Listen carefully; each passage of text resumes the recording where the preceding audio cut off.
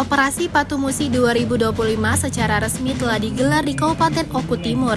Tercatat kegiatan tersebut berlangsung selama 14 hari ke depan dan akan berakhir pada tanggal 27 Juli 2025. Dalam kegiatan Operasi Patu Musi 2025 kali ini, Kapolres Kabupaten Oku Timur menghimbau kepada jajarannya agar dalam melakukan kegiatan tersebut dilakukan secara humanis serta mengutamakan edukasi terlebih dahulu, karena tujuan utama dari Operasi Patu Musi tersebut adalah keselamatan pengendara itu sendiri. Saya sampaikan kepada jajaran lalu lintas di Polres saya, untuk kegiatan itu tetap lakukan dengan cara humanis. Ya. Mau penindakan, tilang segala macam memang dibolehkan untuk menilang secara manual.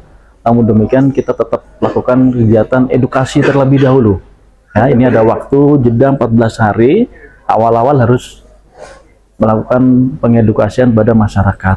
Ya. Saya menyampaikan kepada seluruh masyarakat Oku Timur agar bisa tertib lalu lintas, apalagi di jalan-jalan besar yang seyogyanya tentang keselamatan juga harus kita patuhi bersama. Dalam pelaksanaan Operasi Patu Musi 2025 kali ini, pihak kepolisian akan menindak tegas pengendara yang melanggar aturan lalu lintas.